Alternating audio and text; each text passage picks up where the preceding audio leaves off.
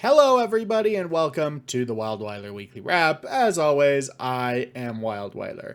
So it's another ad lib week where I'm just gonna 1, 2, 3, 4, go, go, go, go, go, which is good because that means the energy on this is like quite up. I do find I ad lib a little bit better than I read through a script. That's because of this thing we like to call dyslexia, by the way. Anyways, that's not the point. The reason it's an ad-lib week is I had to write an essay on modern contemporary land artist Andy Goldsworthy, who's pretty dope, and then I had to make a whole bunch of collages, which were less dope. And then I had to be on the phone for half an hour twice, a number of times with various insurance companies because of the aforementioned car accident neck surgery that I had. Longtime viewers of the show will remember that, of course, but then most importantly, I had some chicken mole that had so much cinnamon in it would give these little bastards a run for their money. That was like the things that kept me busy this week, and I'm not gonna lie, the chicken and mole was probably most of the busyness.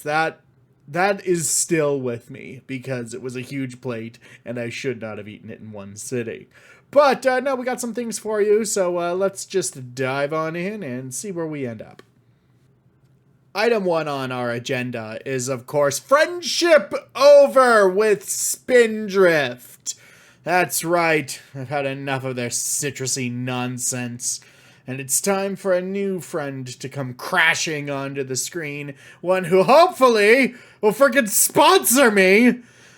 You know, because my relationship with Spindrift, much like my relationship with Captain Toady, was entirely unidirectional in that I shielded them out and they only liked a tweet I made about them, okay? Okay? They didn't retweet it, they only liked it. That was back when I was on Twitter. I'm not even on Twitter anymore. But that's not the point. The point is Sunsip is now my best friend, okay? It's amazing. It's like everything you want from a soda. First of all, when I told Elquin about it, he was like, what? But maybe that's because I led with the wrong thing to lead with when you're selling somebody on a new soda. And that is, I told Elquin, it's thicker than you expect it to be. Which, in hindsight, is the best way to introduce somebody to a soda. Like, yeah, it is thicker than you expect it to be. It will also cure your lumbago and prevent consumption. Soda. Thick. Yeah, it's not that thick. It's about as thick as like an orange juice or a milk or whatnot. And that is oddly enough because as a soda, its like second ingredient is apple juice. It doesn't taste very appley, but once you know it, you can kind of like get that. But it uses a lot of different fruit juices to get your like base layer of sweetness rather than using a whole bunch of sweeteners. So it's carbonated water, a bunch of different juices blended together, and then we get into natural flavorings. Now, the thing is I can finish a can of Coke in about 12 seconds flat. You want to know why? Because, like, Coke doesn't smack you with any flavor. It's just carbonated sugar, which I do so love. Sunsip is not that.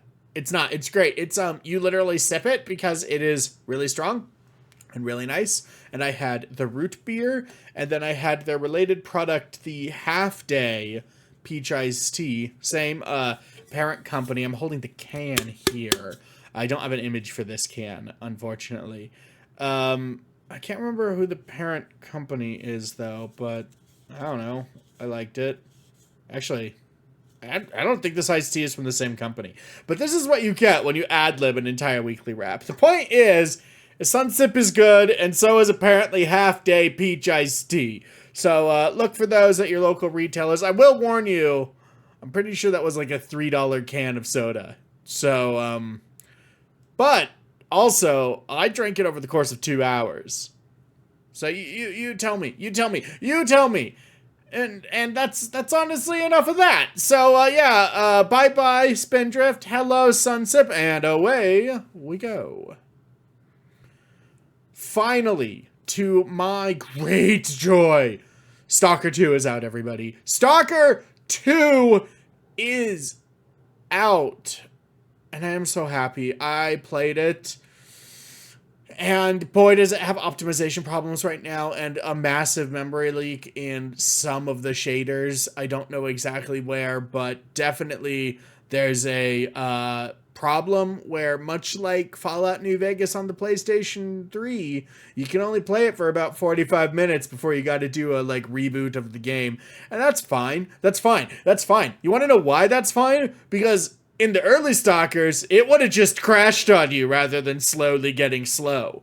So, you know, this is an improvement, and I don't care that I'm constantly interrupting to restart because I do need to step away from the game because it's terrifying. I have already killed 2 bloodsuckers, which is basically the number of bloodsuckers entirely in the first game. So, yeah, that's fun. That aside, though, Stalker 2 is also just beautiful. It's visually beautiful. There was a lightning strike that happened in-game, like, right in front of me, and I was like, that is the most realistic lightning strike I have ever seen in a video game. And I played Infamous, the game about lightning strikes and terrible PlayStation 3 level graphics. So, that was that. The Stalker series is my Dark Souls, okay? I haven't gotten to any of the Dark Souls games. They're not for me. They won't be for me. But Stalker I get. Like, and so all the people out there that love Dark Souls and they embrace the sort of like absolutely inscrutable game design choices and bugs and weirdnesses. Like, here's my take on Dark Souls. And this is the whole series. The Elden Rings. I think Sekiro is actually more buttoned up. And I think Bloodborne is also more buttoned up. So I will say maybe like sort of PC-ish games. But my point is all of those games are just janky enough to where, to the average player, I know the hardcore players like map this down frame by frame in the game, but to the casual player, you can't tell if you died because of a weird glitchy thing or because you were bad. And that, I think, is a like calculated design. That is not what they're going for in Stalker 2 or any of the Stalkers in the series. But it is sort of how you feel, because the way it works is at any given time you can just get shot in the head and die. Like, that could just happen. Like, every bullet that is coming your way has a chance to hit you in the head, and it really is kind of basically just lights out. Yeah. So that's that. And so when you die, you're like, did I get shot in the head? Was I out of position and getting flanked? I don't know.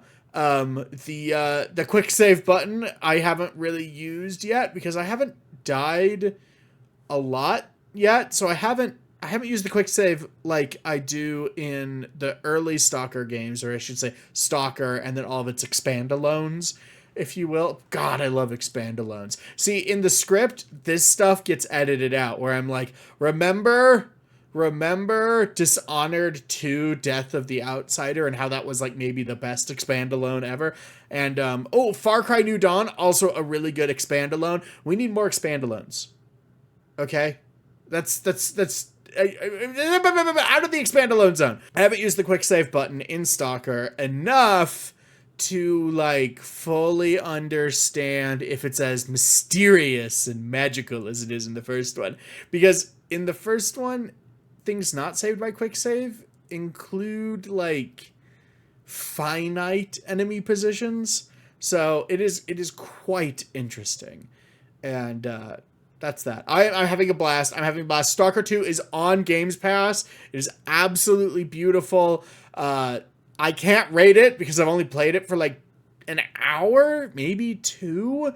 But I have loved every moment of it that I have played so far. And if I had more time this week to play games, I would be playing it. And it is honestly one of the reasons there is no script for this weekly rep, because I spent 2 hours playing Stalker 2 and 0 hours writing a script. And that was the choice I made.